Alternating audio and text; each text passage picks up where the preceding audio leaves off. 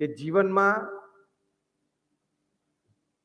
નિષ્ફળતાઓ તો આવે, જીવનમાં સંઘર્ષ તો આવે, પણ નિષ્ફળતા અને સંઘર્ષ જીવનમાં અત્યંત આવશ્યક છે. તમને ખાલી મિષ્ટાન ભરેલી થાળી આપી દે, 8-10 મિષ્ટાન બપોરે જમવા માટે, તો જમવાની મજા આવે? હા કે ના? આપણે મિષ્ટાનના 1-2 ટુકડા હોય, 1-2 મિષ્ટાન હોય, રોટલી હોય, શાક હોય, દાળ હોય, ભાત હોય, સલાડ હોય, તો આપણને ફાવે, ગમે. આમ જરા ફૂલ ડીશ જોઈએ ને, એમ લાઈફમાં પણ ફૂલ ડીશ જોઈએ. સફળતા, નિષ્ફળતા, ઊંધિયોની રોટલી સફળતા, ભેગું કારેલાનું શાક,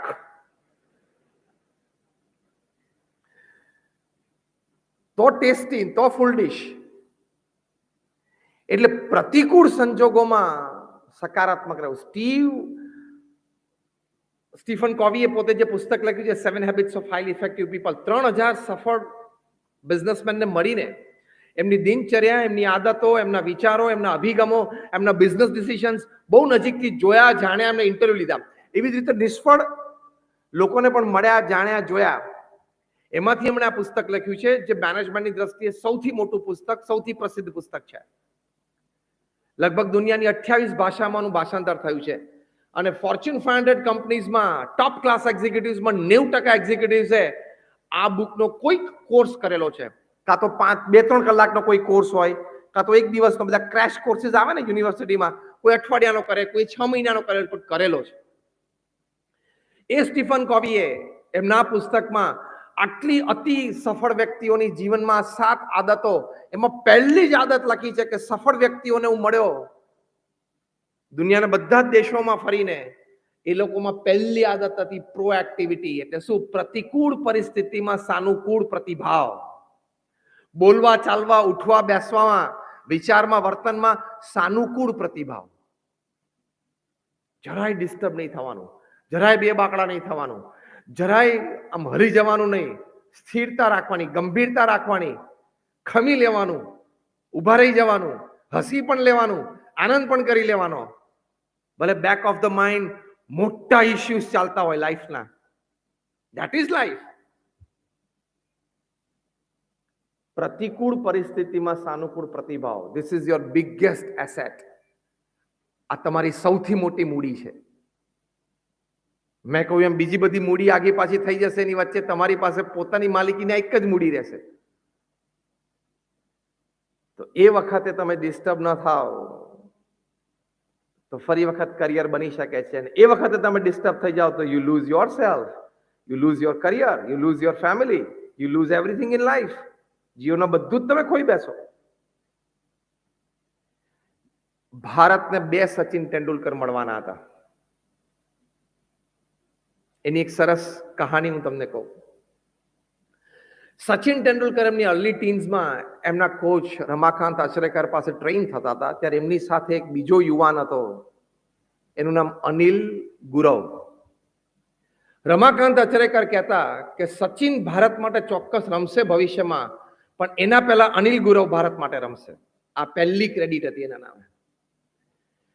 અનિલ ગુરવનું જે સ્ટ્રોક પ્લે હતું, એ જ્યારે રમતા ત્યારે કોચ રમાકાંત અચરેકર સચિન તેંડુલકરને જોવા માટે બેસાડતા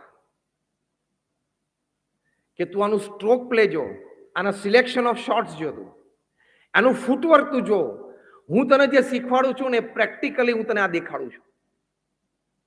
આ કોચ રમાકાંત અચરેકર સચિનને અનિલ ગુરવ વિશે વાત કરતા. એની સાથે વિનોદ કાંબલી પણ હતા, જે લેફ્ટ હેન્ડેડ બેટ્સમેન હતા. એને પણ વિનોદ કાંબલીને કહેતા કે અનિલ ગુરવ જેવી તમે બેટિંગ શીખો, એનું ફૂટવર્ક, એનું સિલેક્શન ઓફ શોટ્સ, એનું ટાઈમિંગ. 14 વર્ષનો આ તરુણ અનિલ ગુરવ, એની માટે મુંબઈમાં એવી વાત પ્રસરેલી કે he is the Viv Richards of Mumbai. મુંબઈનો વિવિયન રિચર્ડ્સ છે. આજની તો યુવાન પેઢીને કદાચ ખબર નહીં હોય કે વિવિયન રિચર્ડ્સ કોણ છે, પણ one of the greatest batsman. One day ઇન્ટરનેશનલમાં હાઈએસ્ટ સ્કોર્સ, 150 ઉપરના સ્કોર્સ એને શરૂ કરેલા. અને 1979 ની વર્લ્ડ કપ વેસ્ટ ઇન્ડિઝ જીતી ને ત્યારે ફાઇનલ્સમાં સેન્ચુરી સાથે નોટ આઉટ રહેલા વિવ રિચર્ડ્સ, અને એને સરનો ખિતાબ મળેલો છે, સર વિવ રિચર્ડ્સ. એટલે મુંબઈના વિવિયન રિચર્ડ્સ કહેવાતા હતા. એ અનિલ ગુરવ, એના મોટા ભાઈ, એ કોઈ ધંધામાં નિષ્ફળતાના કારણે દારૂની લતે ચડી ગયા. વળી બીજા પણ ખોટી આદતો પડી, કોઈ અંડરવર્લ્ડ ગેંગ સાથે પણ જોડાઈ ગયા. એટલે પોલીસની ઇન્કવાયરી ઘરે આવ્યા કરે, અનિલ ગુરવના માતૃશ્રીની ઇન્કવાયરી કરે, અનિલ ગુરવની ઇન્કવાયરી કરે, એમાંય ડિસ્ટર્બ થવા માંડ્યા.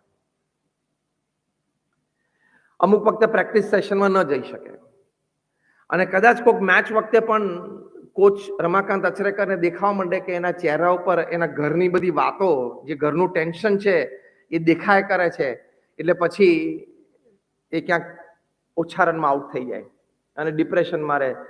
એની માટે રમાકાંત અચરેકરે બહુ જ પ્રયત્ન કર્યો કે એ તું ભૂલી જા, તારું કરિયર, તું આ કક્ષાએ રમી શકે છે, તારા કરિયર ઉપર આની ઇફેક્ટ ના આવવા દઈશ. બહુ સમજાવ્યા. સચિન પોતે એમના જીવન ચરિત્રમાં લખે છે, ઓટોબાયોગ્રાફીમાં, કે મારે અનિલ ગુરવ જે બેટ વાપરતા હતા ડબલ એસ, એનાથી એક વખત રમવાની બહુ ઈચ્છા હતી, પણ મારે હું એ બેટ એની પાસે કેવી રીતે માંગુ, બહુ શરમ આવતી હતી. મેં કોચ રમાકાંત અચરેકરને કહ્યું કે એ જે બેટથી રમે છે એક બેટ મને એકવાર રમવા દો ને એનાથી.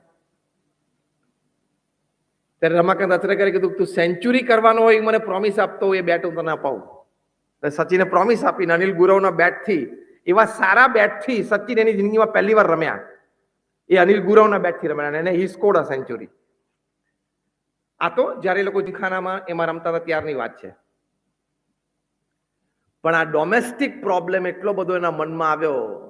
અનિલ ગુરવ, આજનો જે આપણો પ્રવચનનો વિષય છે, પ્રતિકૂળ પરિસ્થિતિમાં પોઝિટિવિટી ન રાખી શક્યા, સકારાત્મકતા ન રાખી શક્યા, ડિપ્રેશનમાં જતા રહ્યા, પ્રેક્ટિસમાં ના આવે. રમાકાંત અચરેકર ફોન કરે, ફોન ઉપાડે નહીં, ઘરે જાય.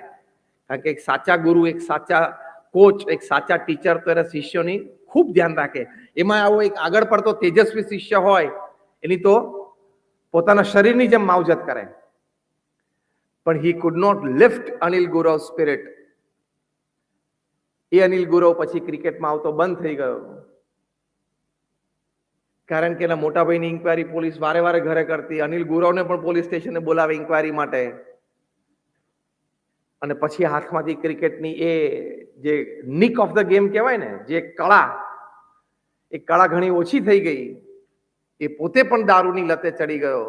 આજે જ્યારે હું તમને 3 ઓક્ટોબર 2021 રવિવારે સવારેની વાત કરું છું, ત્યારે આ અનિલ ગુરવ મુંબઈમાં નાલા સોપારામાં એક સામાન્ય રૂમમાં રહે છે અને અઠ્ઠંગ દારૂની લતે છે.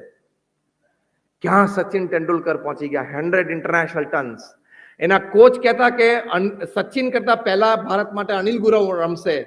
અનિલ ગુરવ જો પોઝિટિવિટી રાખી શક્યા હોત તો ભારત ક્રિકેટની જગતમાં અત્યારે જે છે, અથવા તો જે સિદ્ધિઓ હાસિલ કરી છે, સચિને જે સિદ્ધિઓ અપાવી એના કરતા પણ મોટી સિદ્ધિઓ અપાવી શકત. પહેલું સ્ટેટમેન્ટ આ પ્રસંગના શરૂઆતમાં મેં કહેલું કે આપણે ભાગ્યશાળી હોત, આપણને 2 સચિન મળત. આ પ્રસંગ પછી તમને ખબર પડશે કે આપણે ભાગ્યશાળી હોત, ભારતને 2 અનિલ મળત. કારણ કે સચિનની ઓળખ અનિલના લીધે થવાની હતી. એવી વ્યક્તિ, એવું વ્યક્તિત્વ મુરઝાઈ ગયું.